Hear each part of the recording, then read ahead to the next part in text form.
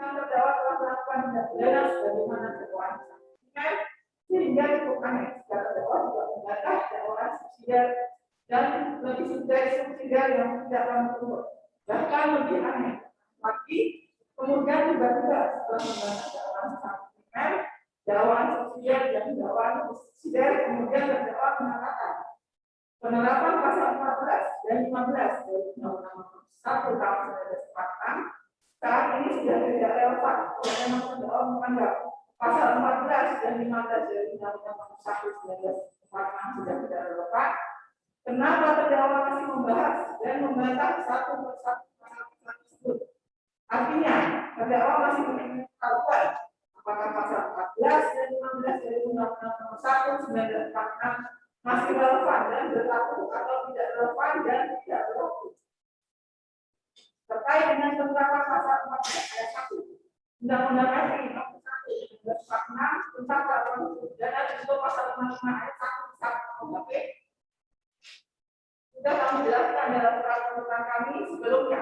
Berdasarkan fakta-fakta persidangan dan ahli yang umum hadirkan persidangan menjelaskan bahwa sampai saat ini Undang-Undang Republik Indonesia 1946 tentang peraturan hukum pidana hingga itu diberlakukan dihadirkan yang terdakwa di masyarakat hukum hadirkan di persidangan menyatakan Undang-Undang RI Nomor 1 1946 tentang peraturan hukum pidana tidak karena ada undang-undang lain yang lebih relevan, yaitu Undang-Undang Nomor 32 Tahun 2002 tentang penyiaran.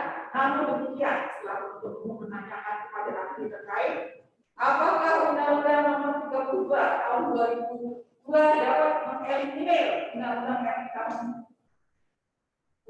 RI Nomor 1 Tahun 1946 tentang peraturan hukum pidana, namun oleh ahli sengaja tidak menjawab pertanyaan jaksa penuntut umum tersebut. Hingga kami penuntut umum menganggap terhadap RI Nomor 1 Tahun 1946 tentang peraturan pidana masih relevan diterapkan terhadap terdakwa. Mengingat pembuat terdakwa memiliki kesempatan RI Nomor 1 Tahun 1946 tentang peraturan hukum pidana. Tentu hal tersebut menggambarkan bahwa Undang-Undang RI Nomor 1 1946 tentang peraturan hukum pidana masih berlaku di Indonesia, sehingga setiap subjek hukum yang melanggar segala ketentuan yang diatur dalam undang-undang tersebut dapat dituntut dan dijatuhkan hukuman tanpa ada kaitannya dengan unsur politik di dalamnya, sebagaimana putusan-putusan majelis hakim selama ini terhadap penerapan Undang-Undang Nomor 1 Tahun 1946 tentang peraturan hukum pidana tidak pernah dalam putusannya ada keterkaitannya pembahasan politik, yaitu 1. Putusan Pengadilan Negeri Tanjung Karang Nomor 12/4 Khusus 2019 PN Tanjung Karang tanggal 10 Desember 2019 atas nama terdakwa Rahmi Linda Hasmita dari Nurul Jaya. 2. Putusan PN Garut Nomor 19 Khusus 2019 PN Garut tanggal 20 Agustus 2019 atas nama terdakwa kami. Putusan PN Jakarta Pusat Nomor 12/9 Khusus 2019 PN Jakarta Pusat tanggal 18 Februari 2020 atas terdakwa Rahmat Aziz. 4. Putusan PN Tasikmalaya Nomor 2008 Khusus 2019 PN Tasikmalaya tanggal 16 Oktober 2019 atas nama terdakwa Dani Muhammad Pandemi alias Dani Yusuf. 5. Putusan PN Balikpapan Nomor 255 Khusus 2009 PN Balikpapan tanggal 23 Oktober 2019 atas nama terdakwa Lisa Ekawati binti Haji Adnan Sabat. Putusan PN Jakarta Barat Nomor 1346 Khusus 2019 PN Jakarta Barat tanggal 21 Januari 2020 atas nama terdakwa Ina Nurma Lestari. Putusan PN Mentok Nomor 153 Khusus 2020 PN Mentok tanggal 2 Februari 2021 atas nama terdakwa Pisan Wibowo alias Apok bin Hamdan. 8. Putusan PN Banjar Nomor 85 Khusus 2020 PN Banjar tanggal 24 November 2020 atas nama terdakwa Yuyun Molela binti almarhum Muhammad Kawin. 9. Putusan PN nomor 42 Agustus 2019 PN tanggal 7 Agustus 2019 atas nama terdakwa Jarwoto Bintuan. 34. Dalam pledoi terdakwa dan 126 pada pokoknya menyatakan bahwa pasal 14 ayat 1 Undang-Undang Nomor 1 tahun 1984 tentang pembentukan pengelola dan sehingga bahwa atas dalil tersebut kami jaksa penuntut umum menanggapi sebagai berikut. Terdakwa kembali membahas dakwaan jaksa penuntut umum alternatif kedua pasal 14 ayat 1 Undang-Undang RI nomor 4 tahun 1984 tentang wabah penyakit menular yang tidak kami buktikan dan tidak masuk ke dalam analisa yuridis surat tuntutan kami, sehingga mengenai hal ini tidak perlu kami tambah lagi. Nomor 35 dalam pledoi terdakwa halaman 126 dan halaman 127 pada pokoknya menyatakan bahwa tak satu pun unsur dalam pasal 216 ayat 1 KUHP yang terpenuhi sehingga harus dibatalkan dihukum. Bahwa atas dalil tersebut kami JPU menanggapi sebagai berikut. Terdakwa kembali membahas dakwaan jaksa penuntut umum alternatif ketiga, yaitu pasal 216 ayat 1 KUHP yang tidak kami buktikan dan tidak masuk dalam analisa yuridis surat tuntutan kami, sehingga mengenai hal ini tidak perlu kami tanggapi lagi. 36 dalam pledoi terdakwa halaman 127 sampai dengan 128 pada pokoknya menyatakan pasal itu masuk dalam pasal 55 ayat 1 KUHP yang terpenuhi sehingga dibatalkan hukum. Bahwa atas dalil tersebut kami JPU menanggapi sebagai berikut. Sebagaimana telah kami uraikan dalam analisa yuridis terkait pasal 55 ayat 1 ke 1 dalam surat tuntutan JPU antara lain sebagai berikut. Bahwa kualifikasi delik penyertaan adalah bersifat alternatif yang tidak mutlak semuanya harus dibuktikan dan cukup salah satu saja apakah terdakwa dalam kapasitas sebagai orang yang melakukan, menyuruh melakukan, atau turut serta melakukan. Bahwa yang dimaksud pelaku adalah mereka yang memenuhi semua unsur yang dirumuskan dalam undang-undang mengenai suatu delik. Turut serta melakukan itu dapat terjadi jika dua orang atau lebih melakukan secara bersama-sama suatu perbuatan yang dapat dihukum. Sedang dengan perbuatan masing-masing saja maksud tidak akan dapat tercapai. PAS sudah minta Hukum Pidana Indonesia Senat Baru Bandung 1985 halaman 55 bahwa dalam pasal 55 ayat 1 KUHP berbunyi dipidana sebagai pembuat beredar suatu perbuatan pidana yaitu mereka yang melakukan, yang menyuruh lakukan, dan yang turut serta melakukan perbuatan. Dalam putusan tersebut terdapat 3 bentuk penyertaan, yaitu A. Yang melakukan trigger, B. Yang menyuruh lakukan trigger, C. Yang turut serta melakukan trigger. Dalam doktrin hukum pidana, pengertian turut serta dikenal beberapa pendapat, yaitu antara lain Profesor Mr. W.H.A. Burger dalam bukunya Invading Congress Strafrecht Dogmatic 1984 halaman 104 menyatakan ada 2 syarat dari mendagri, yaitu 1. Ada rencana bersama Women's Catholic Plan, ini berarti harus ada suatu offset bersama untuk bersidang. 2. Adanya pelaksanaan bersama Women's Catholic Unsuri. Menurut Profesor Sarkoci Kartanegara SH yang termuat dalam bukunya, yaitu Hukum Pidana, kumpulan kuliah bagian kedua penerbit Badan Mahasiswa halaman 5 dan 13 mengungkapkan bahwa yang diatur dalam pasal 55 ayat 1 ke 1 KUHP adalah siapa yang dianggap sebagai pelaku atau beredar. Pelaku yaitu barang siapa yang memenuhi semua unsur dari yang terdapat dalam perumusan delik. Sedangkan yang menyuruh melakukan trigger adalah seseorang yang berkehendak untuk melakukan suatu delik tidak melakukan sendiri, akan tetapi menyuruh orang lain untuk melakukannya.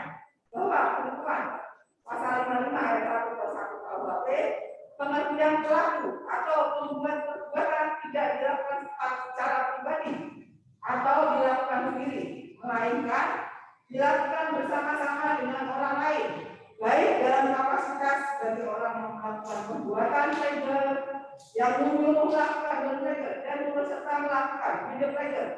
Janganlah hendaknya mengartikan bahwa dalam hal peserta ini tiap-tiap peserta harus melakukan perbuatan pelaksanaan yang utama adalah bahwa dalam melakukan perbuatan itu ada kerjasama yang erat antara mereka itu. Hal ini kiranya dapat ditentukan sebagai hakikat dari turut serta melakukan.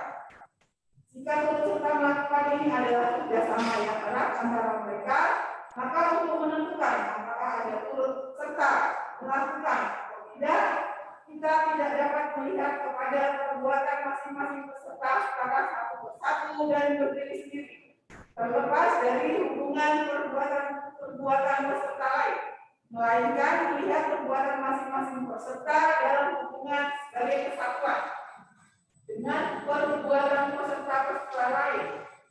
Profesor Usman Saleh SK, Kitab Undang-Undang Hukum Pidana dengan penjelasannya, penerbit Gajah Mada Yogyakarta halaman 11. Menurut Dr. Adani Pasali dalam bukunya Hukum Pidana bagian ketiga, percobaan dan penyertaan halaman 81 menyebutkan bahwa pembuat dalam arti orang yang disebut dalam pasal 55 ayat 1 tidak melakukan tindak pidana secara pribadi, melainkan secara bersama-sama dengan orang lain dalam mewujudkan tindak pidana itu. Jika dilihat dari sudut perbuatan mana, hanyalah memenuhi sebagian dari syarat unsur tindak pidana. Semua syarat tindak pidana terpenuhi tidak oleh satu peserta, tapi oleh rangkaian semua peserta. Bahkan beberapa dalam aresnya tanggal 20 Maret 1901 B7587 berpendapat antara lain bahwa orang yang mengamati dan turut membuat rencana namun tidak mewujudkan tindakan pelaksanaan tetap merupakan pelaku bersama. Dr. Lediman Paul, SK di halaman 91. Berdasarkan fakta-fakta persidangan, maka jaksa penuntut umum berpendapat bahwa perbuatan terdakwa Muhammad Rizky Husain alias Habib Muhammad Rizky bersama-sama dengan Muhammad Hanis Alatas bin Abdurrahman Alatas dan Dr. Amitabh bin Ashraf Kohar, penuntutan dilakukan terpisah adalah berkaitan satu sama lain dan merupakan suatu pelaksanaan bersama dengan sikap unsuri yang disengaja dan dikehendaki untuk melakukan perbuatan tersebut secara bersama-sama. Bahwa jaksa penuntut umum berpendapat berdasarkan fakta-fakta tersebut dipandang sebagai salah satu perbuatan yang erat kaitannya satu sama lain dan bukan perbuatan yang berdiri sendiri, akan tetapi perbuatan yang satu sebagai akibat hasil dari perbuatan sebelumnya, sehingga dipandang sebagai perbuatan turut serta melakukan perbuatan bersama. Majelis Hakim yang terhormat, penasihat hukum yang kami hormati dan hadirin yang dimuliakan.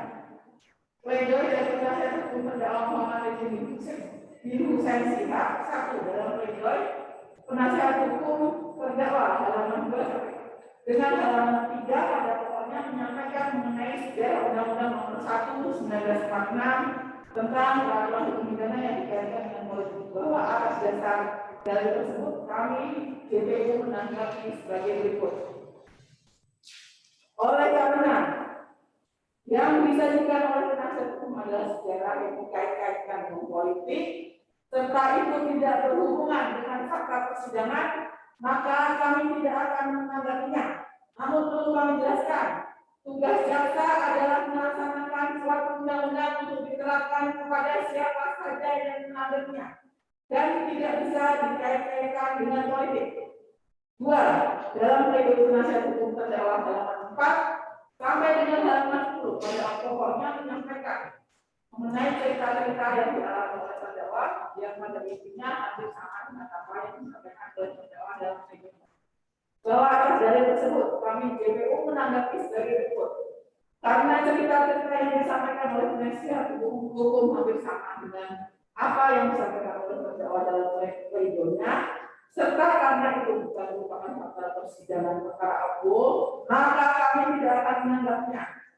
3. Dalam pledoi penasihat hukum terdakwa halaman 13 sampai dengan halaman 16, pada pokoknya penasihat hukum mendalilkan dakwaan jaksa penuntut umum yang tidak menerapkan perbuatan berlanjut bagaimana pasal 64 ayat 1 KUHP adalah suatu penyidikan dan kekurangan karena adanya pembukaan penerapan pasal yang sama antara perkara RSU 14 dan 30 bahwa atas dalil tersebut kami JPU menanggapi sebagai berikut. Kalau penasihat hukum merasa ada keberatan menggunakan surat dakwaan jaksa penuntut umum, seharusnya penasihat hukum menyampaikan pada saat persidangan dengan agenda eksepsi atau keberatan serta pembacaan surat dakwaan oleh jaksa penuntut umum, bukan pada saat pledoi pembelaan karena ini bukan pada tempatnya. Dalam perkara aku pada saat awal persidangan, majelis hakim telah memberikan hak terdakwa dan penasihat hukum untuk menyampaikan eksepsi atau keberatan atas dakwaan jaksa penuntut umum.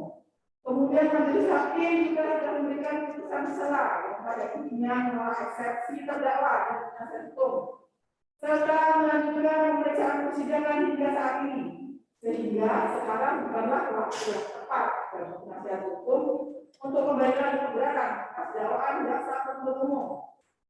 Selain hal tersebut di atas, kami jaksa penuntut umum merasa aneh. Kenapa seolah-olah penasihat hukum menggurui jaksa penuntut umum dalam pembuatan surat dakwaan? Padahal semua orang tahu kalau surat dakwaan adalah mahkotanya jaksa penuntut umum.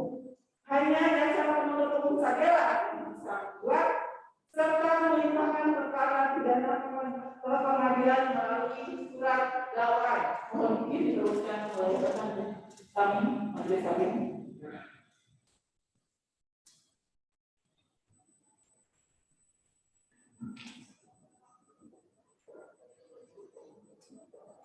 Izin melanjutkan kejadian yang 4. Dalam pledoi penasihat hukum terdakwa dalam putusan jelas dinyatakan pada dakwaan dan pembukaan penuntut umum terlihat jelas menilai atas syarat penyusunan surat dakwaan jenis alternatif yang disampaikan pada persidangan aku. Kondisi demikian sejak awal persidangan di mana tidak sama aku, bias dan juga semuanya itu bertentangan dengan pasal 132 dan oleh karenanya penuntut umum tidak mampu mengerti pasal 14 dari pasal 291 tentang peraturan hukum pidana dengan pasal 14 ayat 1 Undang-Undang Nomor 4 tahun 1984 tentang pokok penyakit dan pasal 216 KUHP. Bahwa atas dalil tersebut kami jaksa penuntut umum menanggapi sebagai berikut. Terkait hal tersebut, penasihat hukum kembali lagi syarat awal seperti telah kami uraikan sebelumnya. Jika penuntut umum keberatan dengan surat dakwaan, maka pada saat agenda eksepsi penasihat hukum telah diberikan haknya untuk mengajukan keberatan tersebut. 5. Dalam pledoi penasihat hukum halaman 22 penasihat hukum terdakwa menyampaikan pada pokoknya penuntut umum tidak mampu membuktikan timbulnya keonaran di kalangan rakyat sebagai suatu akibat perbuatan para terdakwa. Bahwa atas dalil tersebut kami jaksa penuntut umum menanggapi sebagai berikut. Unsur keonaran ini telah kami sampaikan pada atas juridis tuntutan kami dan telah kami ulangi dan tambahkan lagi pada poin unsur keonaran jawaban atas pledoi terdakwa ke atas sehingga tidak perlu kami jelaskan kembali. Nah, dalam pledoi penasihat hukum terdakwa halaman 23 sampai dengan halaman 27 pada pokoknya penasihat hukum menerangkan dalam kata penuntut umum dalil dengan sengaja menghalangi pelaksanaan penanggulangan wabah dalam pasal 14 ayat 1 Undang-Undang RI Nomor 4 Tahun 2004 tentang wabah penyakit menular adalah tidak besar. Bahwa atas dalil tersebut kami jaksa penuntut umum menanggapi sebagai berikut. Mengenai hal ini, penasihat hukum kembali mengulang apa yang disampaikan oleh terdakwa dalam pledoinya, yaitu membahas dakwaan alamat kedua yang sama sekali tidak untuk membuktikan di dalam surat tuntutan jaksa penuntut umum, sehingga mengenai hal ini tidak perlu kami tanggapi lagi. 7. Dalam pledoi penasihat hukum terdakwa dalam 27 sampai dengan dalam 28 pada pokoknya penasihat hukum terdakwa menyatakan pasal 26 KUHP tidak ada relevansinya dengan penyelenggaraan PSBB dan protes dan tidak pula ditujukan pada Satgas COVID-19 Kota Bogor dan Dinas Kesehatan Kota Bogor. Bahwa atas dalil tersebut kami jaksa penuntut umum menanggapi sebagai berikut. Dalam hal ini lagi-lagi penasihat hukum terdakwa kembali lagi membahas dakwaan alamat ketiga yang sama sekali tidak menuntut membuktikan di dalam surat tuntutan jaksa penuntut umum, sehingga mengenai hal ini tidak perlu kami tanggapi lagi. 8. Dalam pledoi penasihat hukum terdakwa halaman 29 dengan dalam 31 pada pokoknya penasihat hukum menyampaikan penuntut umum tidak mampu membuktikan adanya kesengajaan dalam kerjasama kerja, tidak adanya percuma sikap bagian manusia di antara para terdakwa dalam bentuk kerjasama membuktikan perbuatan yang dilarang. Bahwa atas dalil tersebut kami jaksa penuntut umum menanggapi sebagai berikut. terkait unsur 55 ayat 1 KUHP telah kami uraikan kembali pada jawaban atas pledoi terdakwa, sehingga kami tidak akan menanggapinya lagi. Ya, dalam pledoi tersebut terdakwa dalam pidana tersebut terdakwa pada pokoknya menilai pelanggaran protokol kesehatan bukanlah kejahatan karena penuntut umum selama ini membuktikan Pilpres nomor 6 tahun 2020 tentang peningkatan disiplin dan penegakan hukum protokol kesehatan dalam pencegahan dan pengendalian COVID-19, bahwa atas hal tersebut kami jasa penuntut umum menanggapi sebagai berikut. Karena perbedaan antara pelanggaran protokol kesehatan dengan kejahatan telah kami uraikan pada jawaban atas pledoi terdakwa di atas, maka kami tidak akan menanggapinya lagi. 10. Dalam pledoi penasihat hukum terdakwa dalam 37 pada pokoknya mengatakan upaya-upaya yang dilakukan oleh Satgas Pencegahan Kebutuhan terkait permintaan swab PCR serta hasil labnya merupakan perbuatan yang melampaui kewenangannya. Bahwa atas dasar tersebut kami jaksa penuntut umum menanggapi sebagai berikut. Terkait hal tersebut sudah kami uraikan juga dalam tanggapan atas pledoi terdakwa di atas, sehingga tidak perlu kami tanggapi lagi. 11. Dalam pledoi penasihat hukum terdakwa dalam 40 sampai dengan halaman pasal 1 pada pokoknya mengatakan terhadap penolakan yang dilakukan terdakwa terhadap pemeriksaan swab PCR tes dan permintaan yang merahasiakan hasil swab PCR tes bukan merupakan sebagai perbuatan aktif menghalangi penanggulangan wabah. Bahwa atas hal tersebut kami jasa penuntut umum menanggapi sebagai berikut. Terkait penolakan swab PCR tes terdakwa tersebut ada dalam dakwaan alternatif kedua dan alternatif ketiga. Yang kedua dakwaan tersebut tidak kami buktikan dalam terang tuntutan, sehingga kami tidak akan menanggapinya. 12. Dalam pledoi penasihat hukum terdakwa halaman pasal 1 sampai dengan halaman 3 pada pokoknya menyatakan penggunaan rapid test ketiga menggunakan istilah reaktif atau non-reaktif bukan menggunakan istilah positif atau negatif atau terkonfirmasi. Bahwa atas hal tersebut kami jasa penuntut umum menanggapi sebagai berikut. Terkait penggunaan istilah hasil rapid test antigen, kami sepakat dengan penggunaan istilah reaktif dan non-reaktif untuk hasil pemeriksaan rapid test antigen. Hal tersebut dapat terlihat dalam surat tuntutan jasa penuntut umum yang menggunakan istilah reaktif dalam tuntutannya.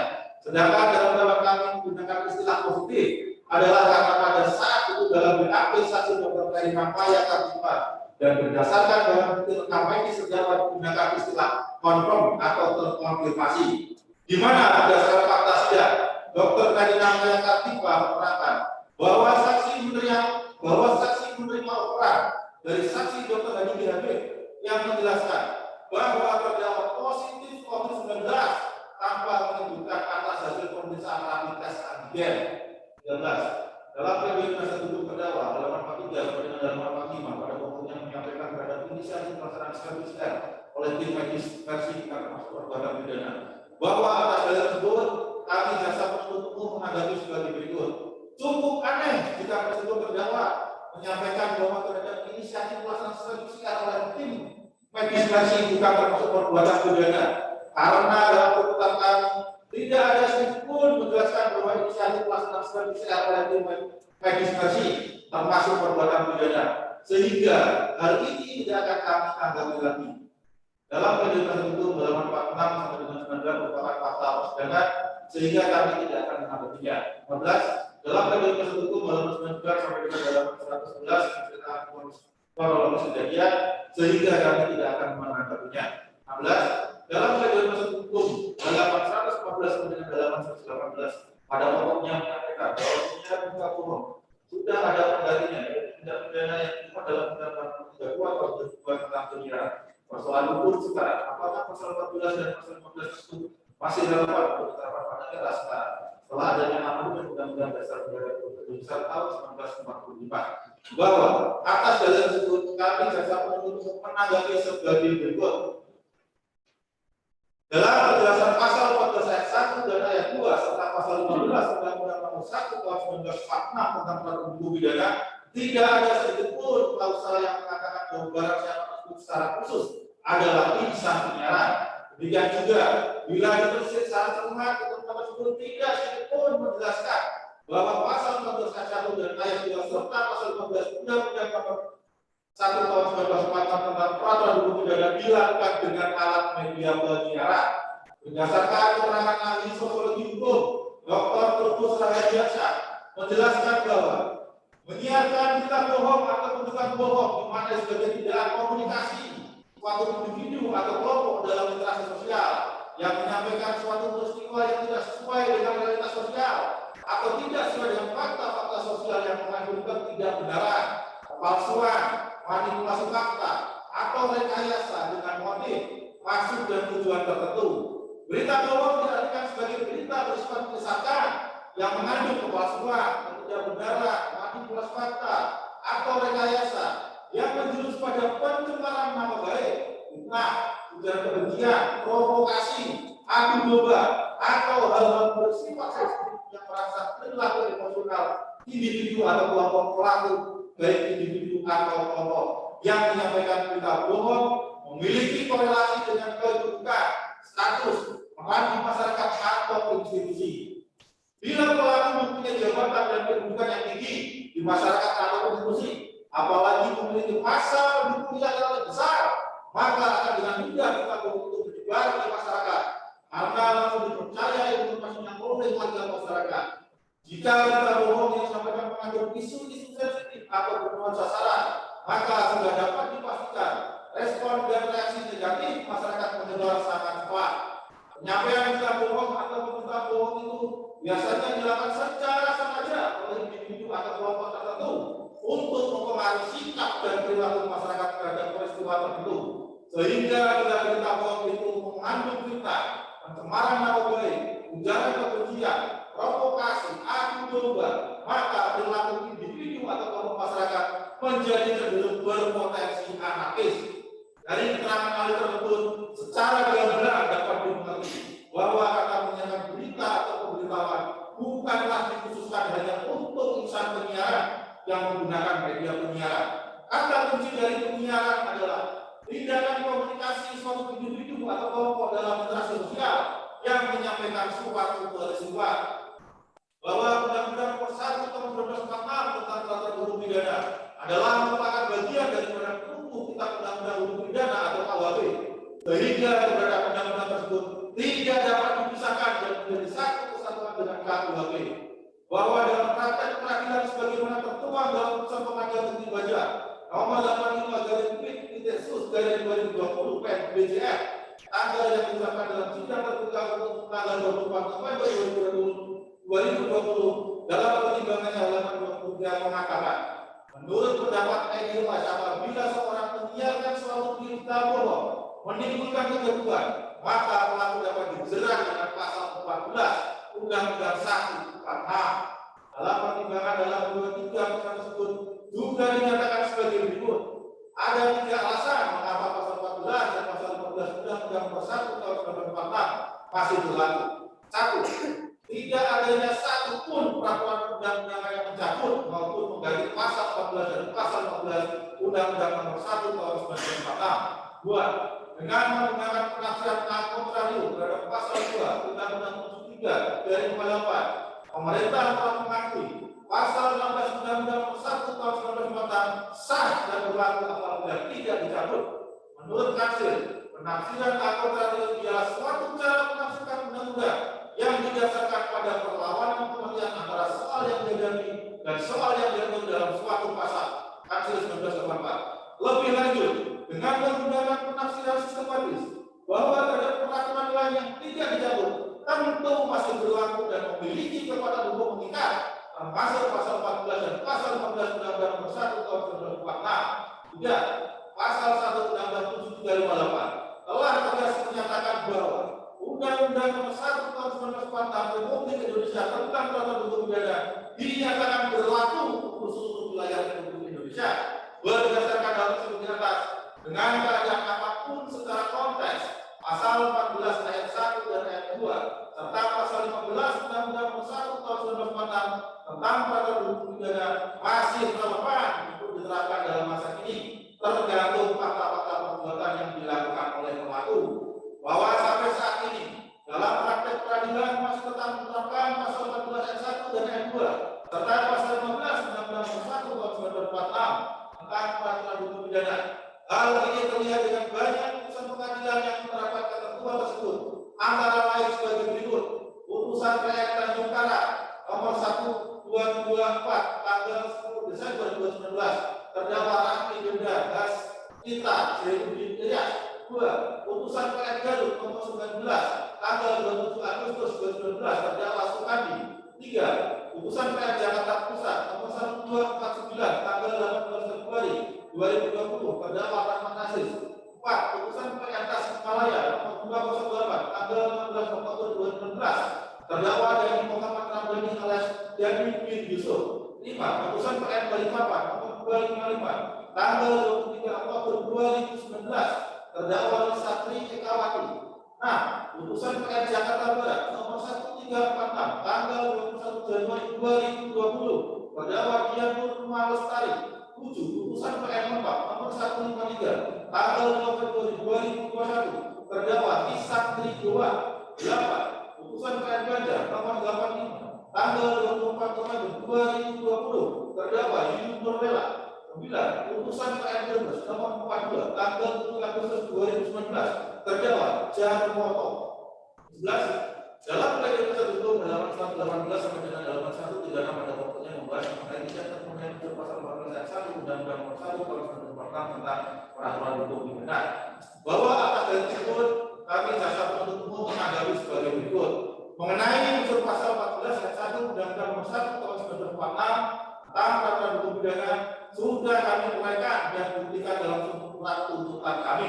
Namun di sini kami merasa cukup aneh dengan pernyataan penasihat hukum karena pada halaman 116 paragraf pertama pledoi penasihat hukum mengatakan persoalan hukum sekarang apakah pasal 14 dan pasal 15 tersebut masih relevan diterapkan pada era sekarang setelah adanya amandemen Undang-Undang Dasar Negara Republik Indonesia tahun 1945 dan pada halaman 115 penasihat hukum mengatakan penyiaran berita bohong sudah ada penggantinya yaitu tindak pidana yang dimuat dalam Undang-Undang Nomor 32 Tahun 2002 tentang penyiaran. Pada satu sisi, penasihat hukum mempertanyakan apakah pasal 14 dan pasal 15 Undang-Undang Nomor 1 Tahun 1946 tentang peraturan hukum pidana apakah masih relevan? Tetapi pada sisi lain, penasihat hukum tetap berusaha memberikan unsur-unsur pasal 14 ayat 1 Undang-Undang Nomor 1 Tahun 1946 tentang peraturan hukum pidana. Dari hal tersebut, nampak keraguan penasihat hukum mengenai keberlakuannya pasal 14 dan pasal 15 Undang-Undang Nomor 1 Tahun 1946 tentang peraturan hukum pidana. 18. Dalam pledoi penasihat hukum terdakwa halaman 137 mengatakan Wikipedia tidak bisa dijadikan sumber referensi guna mendapatkan suatu pengertian terhadap suatu istilah. Bahwa atas dalil tersebut kami jaksa penuntut umum menanggapi sebagai berikut. Terkait hal tersebut kami jaksa penuntut umum hanya menggunakan Wikipedia sebagai referensi sekunder. Sekali lagi Wikipedia sebagai referensi sekunder. Hal ini dapat terlihat dalam tuntutan kami. Untuk referensi kami lebih sering mengambil langsung dari KBBI. Selain itu, sebenarnya jika dilihat di website Wikipedia sudah ada referensi yang dicantumkan di setiap artikelnya. Referensi itulah yang berguna sebagai rujukan. Justru pemahaman penasihat hukum yang dangkal tentang penggunaan Wikipedia kalau hanya dilihat dari sepintas atau sepotong-potong, akhirnya kita sudah menyimpulkan dengan cara-cara sempit. Padahal di dalam Wikipedia juga selalu ditemukan referensi yang menunjukkan sumber dari mana kutipan atau referensi tersebut. 19.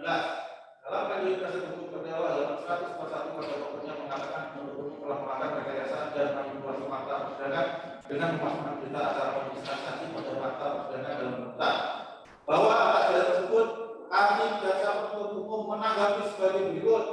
Berdasarkan pasal 185 ayat 1 menyebutkan bahwa keterangan saksi sebagai alat bukti ialah apa yang saksi nyatakan di sidang pengadilan.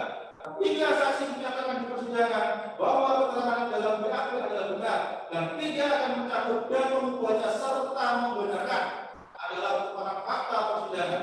Ketika ada hakim dan jaksa penuntut umum menanyakan saksi yang dari jaksa penuntut umum dengan pertanyaan, apakah saksi membenarkan dan tidak membuat atau menarik keterangan dalam BAP? Saksi menjawab, saksi membenarkan dan tidak mengubah atau menarik keterangannya pada BAP. Dengan demikian, ketika saksi menjawab membenarkan dan tetap pada keterangannya dalam BAP, maka secara mutatis keterangan saksi dalam BAP merupakan keterangan yang dinyatakan di persidangan di bawah sumpah, sehingga keterangan tersebut adalah sah dan meyakinkan sebagai alat bukti sebagaimana diatur dalam pasal 184 ayat 1 secara terbuka. Kemudian berbagai keterangan saksi dalam BAP tersebut telah digali lebih dalam di muka persidangan, sehingga apa yang terungkap dalam persidangan lebih utuh dan jelas. Bahkan sebagian ada yang dilarang juga diluruskan. Hal ini memperlihatkan bahwa jaksa penuntut umum telah objektif menilai keterangan saksi dalam BAP yang digunakan di persidangan ini. Lalu, dalam pledoi penasihat hukum terdakwa halaman 143 sampai dengan halaman 144 pada waktunya menyatakan, berdasarkan pemanggilan kata menyiarkan yang dihubungkan dengan fakta persidangan, maka sangat jelas dari penuntut umum yang menyebutkan bahwa terdakwa menyiarkan berita atau pemberitahuan bohong adalah merupakan kesalahan berpikir penuntut umum dalam memilih kata menyiarkan dan mengkonstruksikan sebuah peristiwa yang terjadi. Mengkonstruksikan terdakwa sebagai seorang kesalahan yang memaksakan mengaitkan video testimoni yang bukan diserahkan oleh terdakwa dalam merupakan pengangkangan terhadap asas dasar dalam hukum pidana tanpa kesalahan. Sensat Sosial. Dan hal tersebut jelaslah bahwa tidak bisa untuk dimintai pertanggungjawaban dalam hal menyiarkan kita ataupun kawan bohong. Bahwa atas dalil tersebut kami jasa penuntut umum menanggapi sebagai berikut. Sebagaimana telah kami uraikan dalam surat tuntutan jasa penuntut umum mengenai unsur menyiarkan, diantaranya adalah bahwa berdasarkan putusan Pengadilan Jakarta Selatan nomor 203 dari Pt-Sus dari 2012 PN-JKT-Sel tanggal 28 Juni 2019 atas nama terpidana Ratna Sarumpait. Ada beberapa arti kata menyiarkan menurut Kamus Besar Bahasa Indonesia atau KBBI sebagaimana termuat dalam putusan perkara tersebut. Pengertian menyiarkan pemberitahuan bohong dengan sengaja memberi keonaran di kalangan rakyat. 1. Meratakan kemana-mana darah, sari makanan ke seluruh tubuh. 2. Memberitahukan kepada umum melalui radio, surat kabar dan sebagainya, mengumumkan atau berita dan sebagainya. 3. Tidak perundangannya menyebarkan atau mempropagandakan pendapat, paham, agama dan sebagainya. Siapa yang mengakulah ajaran agama Islam di Indonesia, menerbitkan dan menjual buku, gambar, foto dan sebagainya. Satu-satunya penerbit yang foto-foto perang, memancarkan cahaya, terang dan sebagainya. Matahari mulai cahayanya, mengirimkan lagu-lagu, musik, pidato dan sebagainya melalui radio sebulan sekali RRI Jakarta, wayang kulit semalam suntuk. Bahwa jika dihubungkan dengan kalimat selanjutnya dengan sengaja memberikan keonaran dalam masyarakat, maka arti kata yang terdapat dalam perkara itu adalah A. Memberitahukan kepada umum melalui radio, surat kabar dan sebagainya. B. Menyebarkan atau mempropagandakan pendapat, paham, agama dan sebagainya. Bahwa arti kata menyiarkan itu sebagai memberitahukan kepada umum jika hal itu dihubungkan atau dikaitkan dengan alat atau sarana yang dipakai melalui radio, surat kabar, TV dan lainnya. Sedangkan menyiarkan itu berarti menyebarkan atau mempropagandakan jika yang disiarkan itu bukan pikirannya atau pikiran seseorang ataupun bentuk lainnya dengan tujuan untuk mempengaruhi orang lain, pendapat, paham, agama dan sebagainya. Jika kita hubungkan dengan fakta persidangan bahwa terdakwa membenarkan video yang kami jadikan barang bukti dalam perkara aku, orang yang tampil dalam video tersebut adalah terdakwa dan bukan orang lain. Selain dalam tersebut, terdakwa juga membenarkan bahwa ia mengetahui dan menyetujui saksi Hanif Alatas untuk membuat dan merekam video yang menerangkan terdakwa dalam kondisi baik-baik saja. Dalam perkembangan zaman yang saat ini sudah masuk ke masa revolusi industri, di mana teknologi berkembang sangat pesat. Pada saat Undang-Undang Nomor 1 Tahun 1946 belum ada teknologi rekaman video seperti saat ini. Pada saat itu juga belum ada YouTube, sebuah aplikasi media sosial untuk menyiarkan video oleh siapa saja. Belum ada aplikasi berkirim pesan seperti WhatsApp. Berbeda dengan saat ini, setiap orang bisa dengan mudahnya membuat rekaman video, kemudian menyebarkannya melalui WhatsApp atau YouTube tanpa perlu adanya seorang editor dalam proses penyiarannya. Dihubungkan dengan fakta persidangan dalam perkara aku, aksi terdakwa yang tampil dengan gagah menyampaikan informasi bahwa ia sedang tegar dalam video testimoni, padahal faktanya ia sedang reaktif COVID-19. Dalam hal ini jelas terdakwa secara sadar mengetahui maksud dan tujuan terdakwa tampil dalam video tersebut adalah untuk disiarkan, karena selain penyampaian terdakwa bahwa terdakwa dalam kondisi segar bugar menyampaikan ucapan terima kasih atas pelayanan RSUD, di mana video ucapan testimoni atau terima kasih biasanya selalu diposting agar semua orang tahu. Selain hal tersebut, saksi hakim atas sebelum membuat video tersebut meminta izin kepada terdakwa untuk membuat rekaman tersebut, dan terdakwa di persidangan mengakui menyetujui dan mengizinkannya. Dari hal tersebut di atas, jelas ada pertanggungjawaban pidana atas perbuatan terdakwa tersebut. 21. Dalam peradilan tersebut terdakwa dalam 145 mengatakan terdakwa tidak melakukan kebohongan karena untuk menentukan seorang positif COVID-19 adalah swab PCR, bukan swab antigen. Video testimoni terdakwa dibuat sebelum mengetahui hasil swab PCR. Bahwa atas hal tersebut kami jaksa penuntut umum menanggapi sebagai berikut.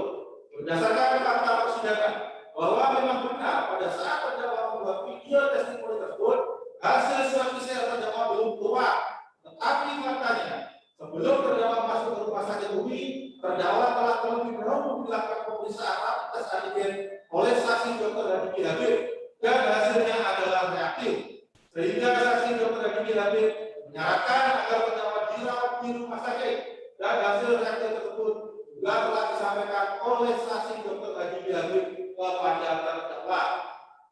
Bukankah kalau terdakwa berkata jujur, menyampaikan mengenai kondisi kesehatannya yang sebenarnya sebagaimana fakta medis, maka fakta tersebut tidaklah perlu dipelintir dengan kebohongan yang mengakibatkan terjadinya keonaran di tengah-tengah masyarakat.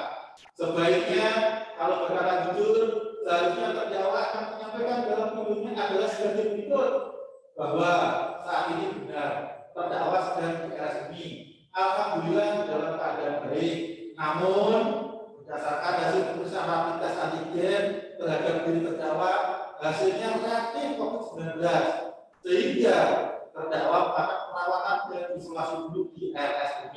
Bukankah lebih baik berbahasa yang seperti itu sesuai dengan fakta yang sebenarnya?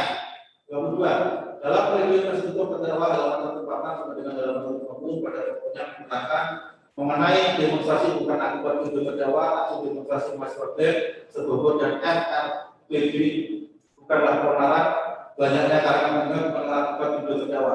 Bahwa atas dalil tersebut kami jaksa penuntut umum menanggapi sebagai berikut.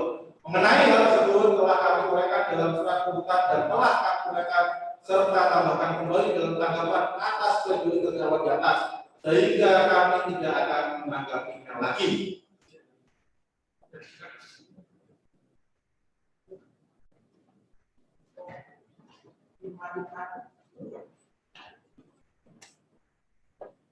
Dua tiga dalam perbedaan terdakwa awal 150 sampai dengan awal 154 pada pokok keterangan mengenai unsur para mengungkapkan keonaran yang melakukan kepentingan maupun mendukung.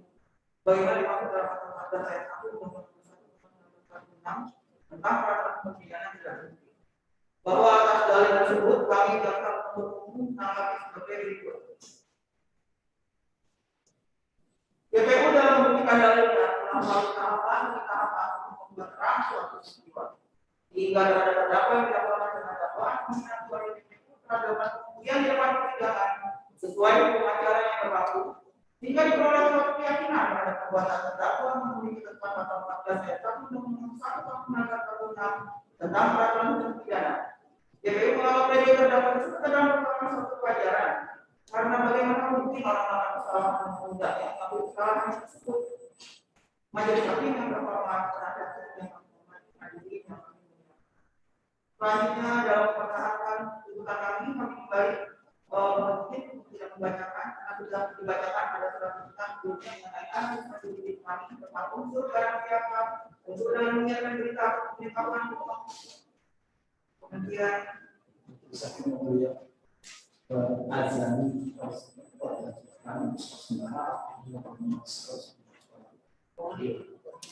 5 menit lagi sedikit lagi mohon izin.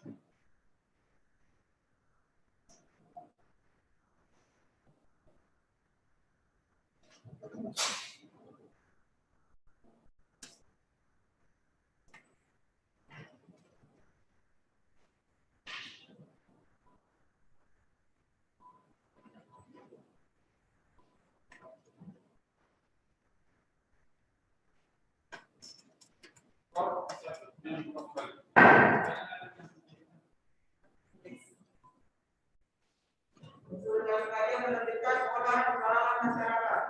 Unsur mereka yang melakukan, melakukan perbuatan. Berdasarkan uraian seperti atas, menurut hemat kami perbuatan terdakwa telah terbukti secara sah dan meyakinkan bersalah melakukan tindak pidana serta melakukan perbuatan dengan menyiapkan pemberitahuan bohong dengan sengaja menerbitkan keonaran di kalangan rakyat bersama-sama dengan Hani Palak dan Dr. Adi Kakak. Penuntutan dilakukan berpisah sebagaimana diatur dan diatur pidana dalam pasal 14 ayat 1 Undang-Undang RI Nomor 1 Tahun 1946 tentang peraturan hukum pidana junto pasal 55 ayat 1 KUH pidana bagaimana dalam dakwaan pertama primer jaksa penuntut umum serta surat tuntutan kami bacakan pada persidangan hari Kamis tanggal 3 Juni 2021 yang pada prinsipnya kami selaku penuntut umum tetap pada tuntutan kami tersebut.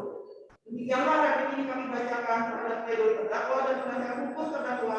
Semoga menjadi bahan pertimbangan bagi majelis hakim yang memeriksa dan mengadili perkara ini sehingga dapat memenuhi rasa keadilan masyarakat. Jakarta 14 Juni 2021, jaksa penuntut umum Syahnan Tanjung BSD. Mohon izin majelis karena ada beberapa perbaikan yang ada di dalam rekaman.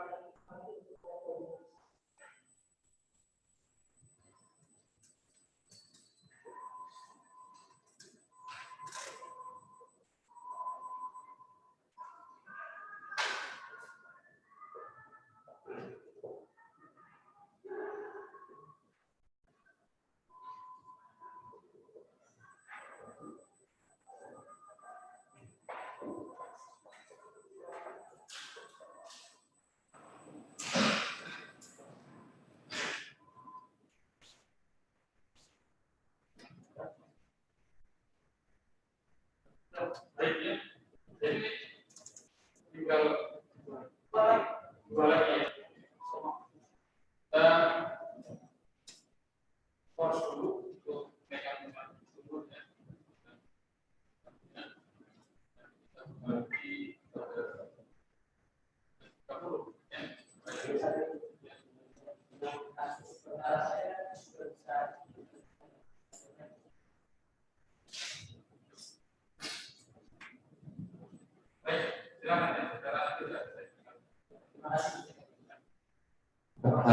Hadirin persilakan berdiri majelis.